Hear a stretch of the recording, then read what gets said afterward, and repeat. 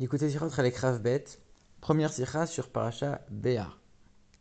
Alors comme on le sait, notre Parasha elle parle de la Shemitah, c'est-à-dire la 7e année pendant laquelle en Israël on n'a pas le droit de travailler la terre. On nous dit que c'est une année de repos pour Dieu, c'est-à-dire une année qui est consacrée à Dieu. On ne doit pas travailler la terre.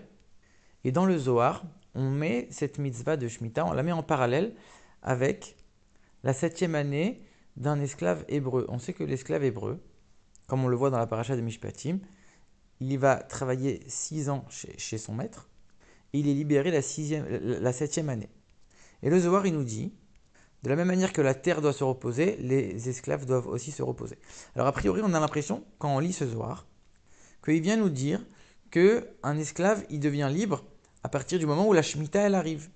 Même si lui, il n'a pas encore accompli ses 6 ans de travail chez son maître, et ben, dès que la Shemitah arrive, lui aussi, il va être libre. Mais on sait que c'est pas vrai. Il y a énormément de sources, énormément de références dans la loi juive qui nous disent que c'est pas vrai.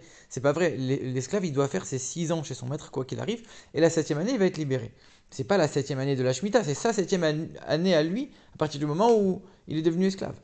Alors dans ce cas-là, pourquoi le Zohar il nous écrit cette chose-là? Et pour expliquer tout ça, le rabbi va nous apprendre que dans la Torah, il y a des fois où on explique les mitzvot telles qu'elles doivent être accomplies a priori, de la meilleure manière. Mais il y a d'autres manières d'accomplir les mitzvot qui vont quand même être valables a posteriori. Ça veut dire que s'il n'y a pas tous les critères qui sont réunis, tous les paramètres qui sont réunis pour que la mitzvah soit accomplie du mieux possible, elle peut quand même être accomplie. Et elle sera quand même valable. Et là, le rabbi va expliquer plein de cas pour qu'on comprenne un peu l'idée. Alors pour comprendre ça, le rabbi va poser une autre question. On sait que là, on est dans la période du conte du Homer. Et la Torah nous dit, le lendemain de Shabbat, vous allez compter 49 jours.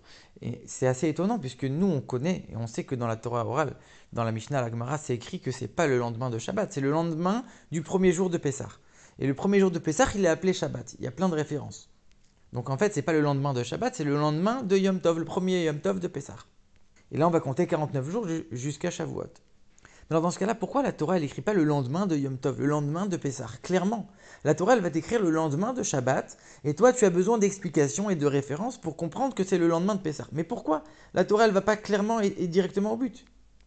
D'ailleurs, à cause de ça, il y a plein de sectes qui réfutent complètement la Torah orale, qui se sont basées sur ce verset et qui ont déduit que le conte du Homer commence le lendemain de Shabbat, le lendemain du samedi, donc le dimanche. Et c'est pour ça que le lendemain du dimanche, le lundi, il y a certaines fêtes qui ont été fixées dans les autres religions, puisque toutes ces sectes qui réfutent la Torah orale, elles se sont basées sur ce verset qui, a priori, n'est pas clair.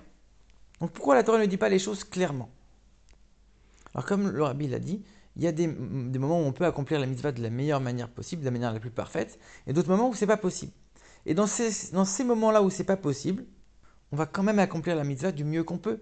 Et c'est ça le a priori dans une situation comme ça. C'est quoi l'exemple que le rabbi donne? Il dit par exemple, la mitzvah de Yom Tov, elle est complète quand on va au temple et quand on apporte les sacrifices. Ça, c'est la vraie mitzvah de Yom Tov de la manière la plus parfaite qui existe. Mais quand le temple n'existe pas, le Yom Tov, on le fait quand même. Et toute la sainteté du Yom Tov, elle va quand même agir et avoir une influence. Et on doit la respecter. Alors que le sacrifice de Yom Tov, il fait partie intégrante de la fête. C'est ça qui va contribuer à la joie de la fête. C'est une partie indissociable de la fête de Yom Tov. Et pourtant, nous, puisqu'on n'a pas le temple, on va a priori accomplir la mitzvah de Yom Tov sans le sacrifice. Parce qu'on est dans une situation qui fait que, et même à l'époque du temple, celui qui n'avait pas de terre, qui n'avait pas de terrain, lui-même n'avait pas l'obligation de monter au temple, et donc non plus pas d'obligation d'apporter de sacrifice. Pourtant, il devait quand même faire Yom Tov comme il se doit. Donc il y a la mitzvah telle qu'elle peut être faite dans sa perfection la plus parfaite, la plus totale, et il y a des autres situations où on va a priori occulter certains détails de la mitzvah parce que ces situations font qu'on n'a pas le choix. Et le a priori va être ces compromis qu'on va faire, même si la mitzvah elle est quand même considérée comme valable et accomplie. Alors pour revenir au compte du Homer, on sait qu'on va compter 7 fois 7 semaines. Non, pardon, 7 fois 7 jours, donc 7 semaines en tout. Maintenant on sait que les jours de la création du monde ont commencé avec le dimanche. Une semaine elle est parfaite quand elle commence du dimanche et elle termine le Shabbat. Et donc on nous dit, dans plusieurs références dans la Torah, que si le premier jour du Homer va être un dimanche, donc on va commencer à compter le samedi soir, on va avoir 7 semaines parfaites. 7 semaines qui vont aller du dimanche au Shabbat. Et ça va correspondre aux 7 jours de la création du monde. Alors a priori, il y a une question, puisque les 7 semaines sont toujours entières, sont toujours parfaites. On compte jamais moins que 7 semaines. Elles sont toujours entières, elles sont toujours parfaites, mais quand elles commencent le samedi soir, qu'on a vraiment les jours de la semaine qui défilent dans l'ordre, c'est ça la perfection dont parle la Torah. Et maintenant on comprend pourquoi la Torah nous dit le lendemain de Shabbat. Parce que la manière d'accomplir la mitzvah de la manière la plus parfaite, c'est quand ces 7 semaines vont être du samedi soir au samedi soir. Quand on va commencer par le dimanche et terminer par le Shabbat. Et donc la Torah, elle vient nous dire le lendemain du Shabbat. Quand Pessah tombe le Shabbat, tu commences à compter l'Omer le lendemain du Shabbat.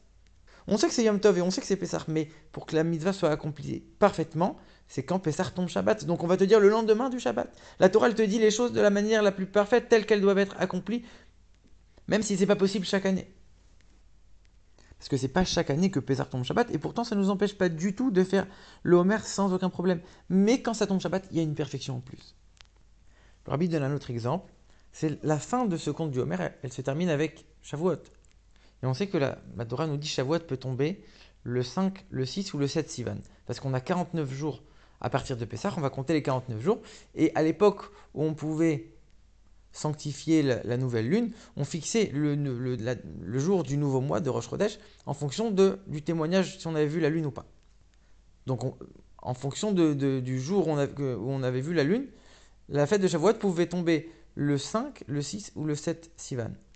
Alors que nous, aujourd'hui, les calendriers sont déjà faits, donc ça n'arrive jamais. Mais à l'époque, c'était possible. Et il y a une question, puisqu'on fait toujours un lien entre la fête de Shavuot et le jour où on a reçu la Torah. Et on sait qu'on a reçu la Torah le 6 Sivan.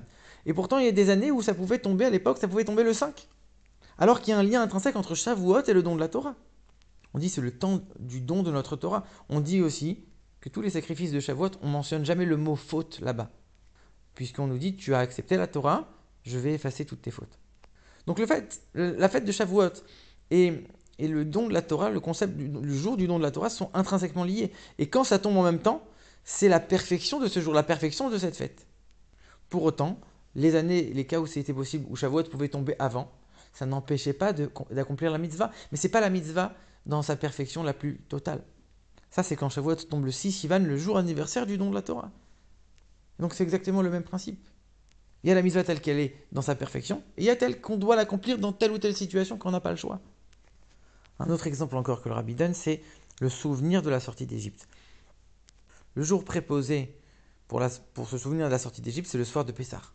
C'est là que le souvenir de la sortie d'Égypte, il est le plus parlant, il est le plus important.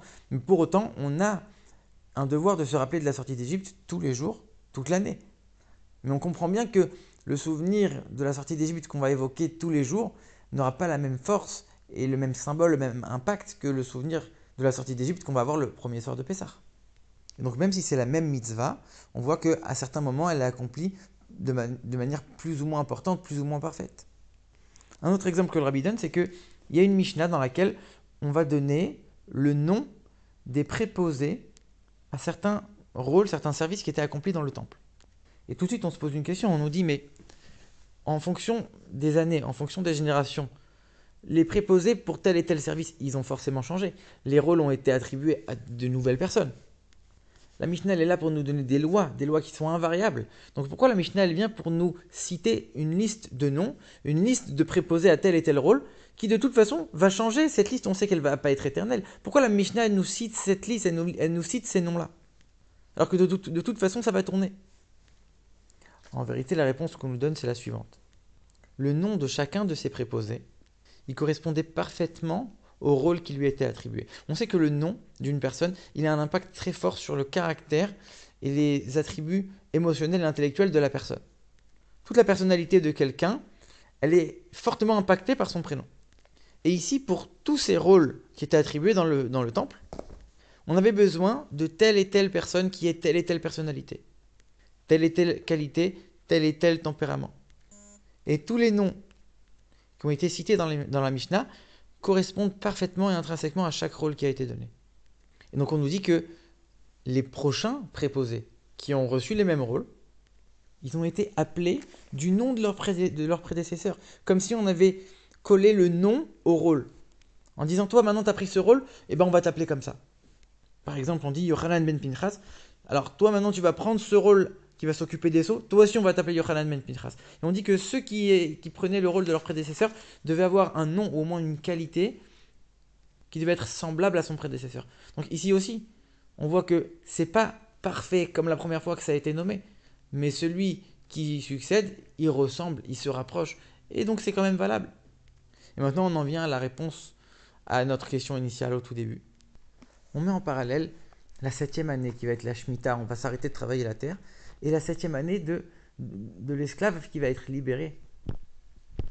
Mais si c'est un juif, alors tout ce qui concerne l'ensemble du peuple juif, ça va le concerner lui aussi. Alors c'est vrai que cette 7e année de Shemitah, il y a énormément de détails, énormément de lois, alors que la 7e année de l'esclave, il n'y a rien en fait, il est juste libéré. C'est une délivrance aussi, c'est aussi un repos, mais il n'y a pas de détails. Juste on va dire que maintenant c'est fini, il a terminé sa période d'esclavage. Et pourquoi on a défini 7 ans, 6 ans pour un esclave et la 7e il va sortir? On s'est basé sur le référentiel global qui est celui du peuple juif, qui va complètement s'arrêter, se reposer, la 7e année du travail de la terre. Donc de la même manière, l'esclave, à partir de sa 7e année, va être libre. L'un a entraîné l'autre. Et c'est pour ça qu'on les met en parallèle. Et pourquoi le Zohar nous parle de ça, nous dit quand, de la même manière que le sol doit se reposer, les esclaves doivent aussi se reposer, donc doivent sortir, doivent être libérés. C'est pour nous dire que l'esclave qui va être libéré, dont la 7e année va arriver en même temps que cette 7e année, que la Shemitah, alors là, il va atteindre une perfection beaucoup plus forte. Quand la 7e année de l'esclave va coïncider avec la 7e année de la terre, là, on va atteindre cette perfection. Et c'est pour ça que le Zohar nous en parle et met les deux en parallèle. Exactement comme tous les exemples qu'on vient de voir. De la même manière que dans tous ces cas qu'on a vus, on voit que la Torah elle nous parle de la situation la plus parfaite, même si ça n'arrive pas tout le temps, et que ça n'empêche pas la mitzvah d'être pratiquée malgré tout. Ici aussi, le Zohar il vient nous dire, la mitzvah la plus parfaite, c'est quand l'esclave il va sortir le jour pendant cette année de Shemitah. Même si ça n'arrive pas tout le temps et que la majorité du temps, ça ne coïncide pas, ça ne va pas empêcher à l'esclave de faire ses 6 ans d'être libéré la 7e année, mais quand ça coïncide, on atteint une perfection. C'est ça la mitzvah initiale de la manière la plus parfaite, comme tous les autres exemples qu'on vient de voir.